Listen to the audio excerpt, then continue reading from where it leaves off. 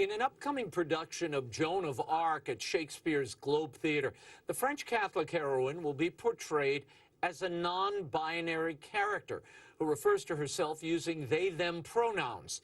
The staging has caused an uproar among politicians, writers, historians, professors, and theatergoers alike. But where is this approach to gender coming from? Joining me now to discuss this in her latest book, The Genesis of Gender, is author and professor at the University of Notre Dame, Abigail Favale. Thank you so much for being with us. Abigail, I have to start with this Globe Theater's decision to portray Joan of Arc as non-binary, which they're using as a selling point, by the way. In a statement last week, the theater announced their production in a tweet which read, quote, "Our new play, I, Joan, shows Joan as a legendary leader who uses the pronouns they, them. We are not the first to present Joan in this way, and we will not be the last. We can't wait to share this production with everyone and discover this cultural icon." Abigail, your reaction when you heard this? My reaction was not pleased, I guess. Unsurprised, but not pleased. It seems to be part of a trend in our culture of taking unconventional women and unwomening them, basically saying they're not really women because they didn't fit the right kind of stereotypes. The play's artistic director argued that, quote, "Play adaptations make anything possible because theaters do not deal with historical reality." She also insisted that Shakespeare would have approved, saying, quote, "Shakespeare did not write historically accurate plays. He took figures of the past to ask questions about today's world. Our writers of today are doing nothing different, whether that's Anne Boleyn or Nell Gwynn, Emilia Bassano, Edward II, or Joan of Arc." How do they know what Shakespeare would have approved of, Abigail? And wasn't it part of the point that Joan of Arc defied the gender norms of her time? Right. So the argument isn't, people aren't upset because they think that plays need to be historically accurate. This is not about, wanting to police historical accuracy in creative productions. You get to play when you put on a play. But the point is, the way you play is going to present some kind of message. And so I think what people are responding to is that this change is projecting this contemporary understanding of gender identity onto a real figure who was remarkable precisely because as a woman. And so it's taking one of the best features about her and completely changing that in a way that I think really distorts her story and does, I guess I would say, undermines her dignity in some ways. What do you mean by that, undermining her dignity? Well, and so maybe I mean undermining my own dignity because I love Joan of Arc, and it's really important for women and girls to be able to look to examples, to encounter stories of remarkable heroines. And so Joan of Arc, I think, shows the expansiveness of what womanhood can look like, as I think the Communion of Saints does as a whole. There are remarkable, unconventional men and women among the Communion of Saints. And so seeing a portrayal of Joan that really takes that heroine piece out and makes her simply this kind of neutral character, it takes away one of the favorite heroine women and girls need. Yeah. Well, and in the Catholic sense, as you point out, she is a venerated saint, in addition to being a cultural icon. And now feminists, everybody from J.K. Rowling to professors to Catholics, are denouncing this portrayal as offensive and sexist. What harm does this do to women, to have Joan of Arc portrayed as non-binary? And for the audience who might not be familiar, what does the term mean, non-binary? Sure. So the term non-binary means someone who does not identify either as a man or a woman, so as neither. So they're saying that they opt out of the binary altogether. And I think the reason there is so much widespread backlash is that this has struck a nerve, because it's not really about the play, but it's rather about this concept of gender identity that has suddenly risen to cultural ascendancy and is being kind of pushed in schools, pushed in popular discourse. And so this almost seems like a straw that broke the camel's back moment, right? That we're being kind of asked to embrace this completely new understanding of what it means to be a human being and what it means to be a woman. And then to have that imposed upon a figure like Joan of Arc that has been, I think, such an iconic figure for women specifically. This controversy about gender tends to take things that belong to women and take them away from women. Well, and her femininity was really at the heart of the trial. There's a big chunk of the trial. Anybody who's read those transcripts, they were very concerned that a woman was, in barracks with men, leading men, doing something that was not a woman's role. So the moment you say, well, she's just non-binary, or they, them are non-binary, it kind of saps the part of the drama out of the whole thing. But, just saying as a stickler for his historicity. But the Globe is not the only theater, Abigail, moving in this direction. The Roundabout Theater in New York is reviving the Broadway musical 1776, one of my favorites. Only in this version, the Founding Fathers will be played by, quote, actors who identify as female, transgender, and non-binary. Now, Abigail, who does this serve, and what is the purpose of portraying historical characters this way? Well, I think the purpose is, it's an ideological purpose, really. I'm not familiar with the specific production, but I can imagine that it's a commentary also on the fact that the Founding Fathers were all men, and so wanting to kind of insert some different kinds of identities. But it really is, it basically takes historical figures and makes them puppets of a contemporary ideology.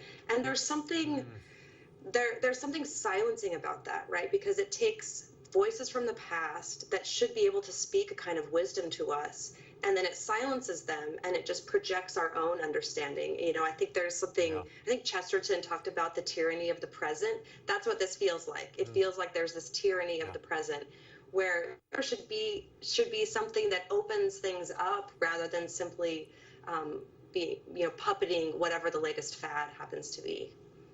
Yeah, no, you're taking these historical figures and you're really holding them hostage and making them say things and do things they otherwise were never a part of and wouldn't be. I mean, my big question, and if you don't know this play, it's a beautiful way for families to kind of understand the drama and the figures around the Declaration of Independence. I mean, this thing was written in like 1969.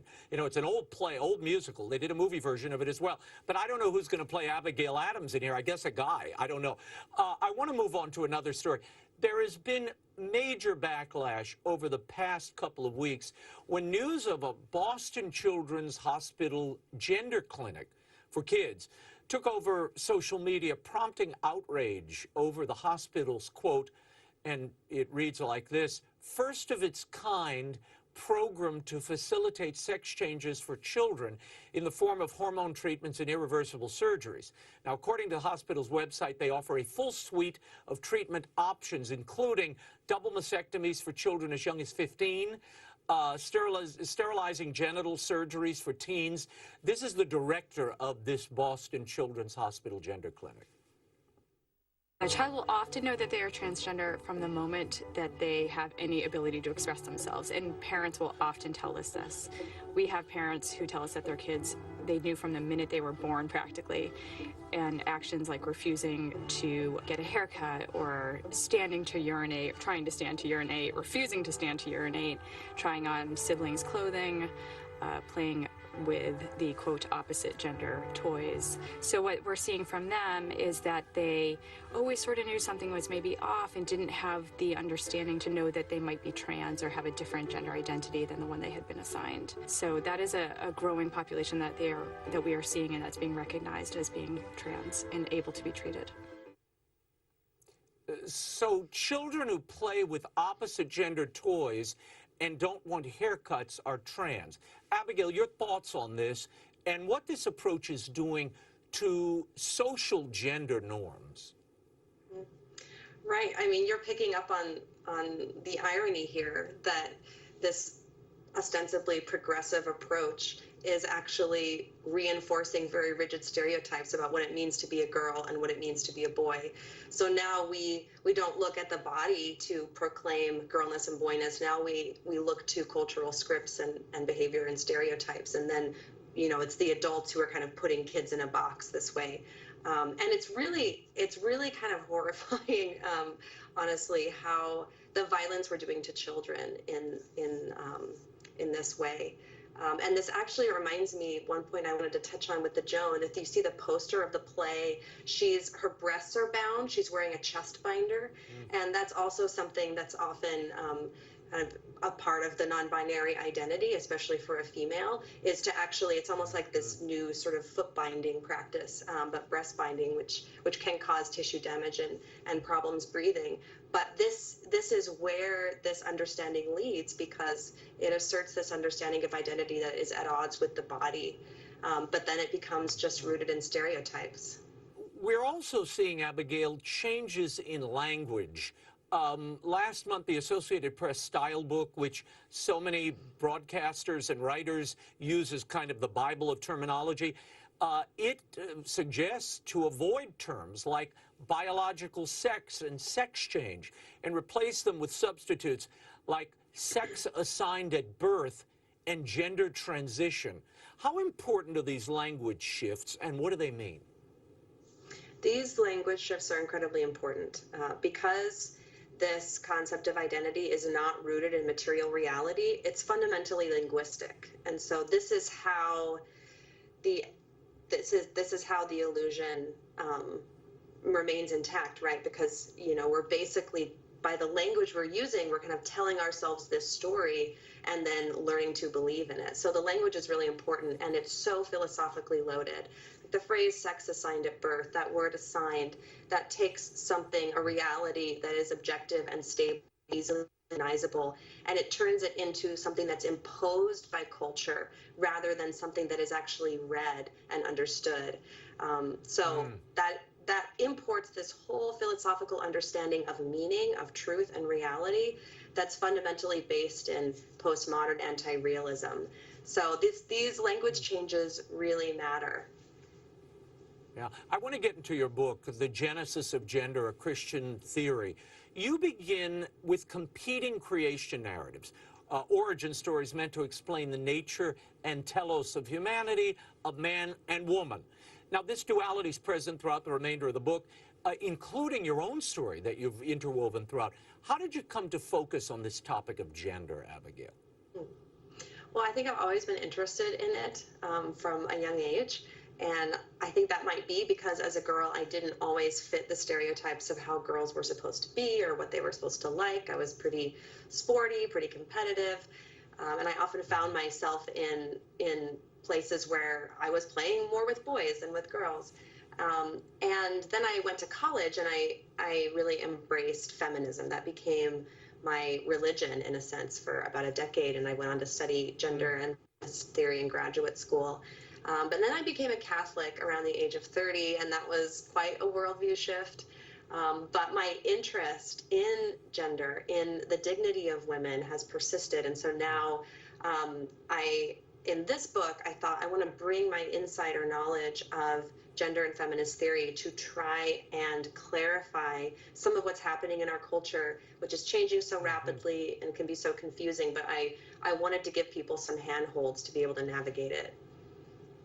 You write about a major shift happening in how people have traditionally thought of men and women, namely as essentially sexed creatures whose gender corresponds to this reality.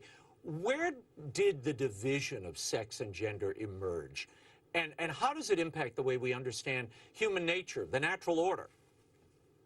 Right. So this shift has happened over the past 100 years or so. So we have a conceptual shift that happens in the 20th century where we have this new concept of gender that comes in as distinct from sex. And then we also have simultaneously this contraceptual revolution happening where that I think that one thing I argue is that our embrace of contraception as a culture has changed our cultural imagination about what it means to be a man and what it means to be a woman. It's no longer about procreative potential, which can't be changed and you can't adopt the procreative potential of the opposite sex.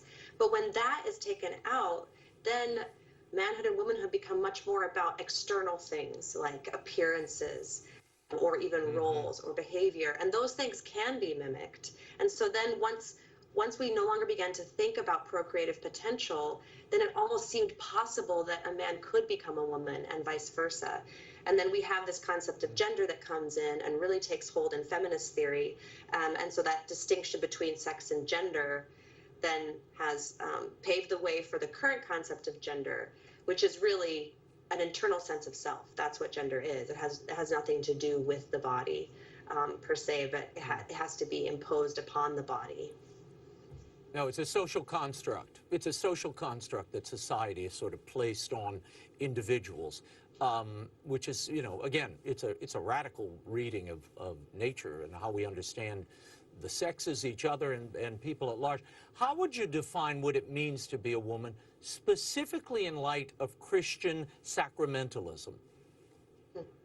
Right. Well, to be a woman is to be the kind of human being who can gestate life within, create life within. And then a male is the kind of human being who can create life without. And so those procreative roles point toward divine realities, namely the relationship between God and humankind. So our sexual difference as male and female is a metaphor, this divine symbol, this sacramental symbol of how God creates and transmits life to us, and we receive that, and then that is life-giving. So maleness and femaleness is also an image of the Trinity, right? Because our understanding of God is that God is an interpersonal communion who is life-giving. And so our maleness and femaleness signal that we too are made for interpersonal communion, primarily with God, and that communion is life-giving. We will leave it there. Fascinating. The Genesis of Gender, a Christian Theory by Abigail Favale is available at bookstores everywhere and online. Abigail, thank you. Thank you.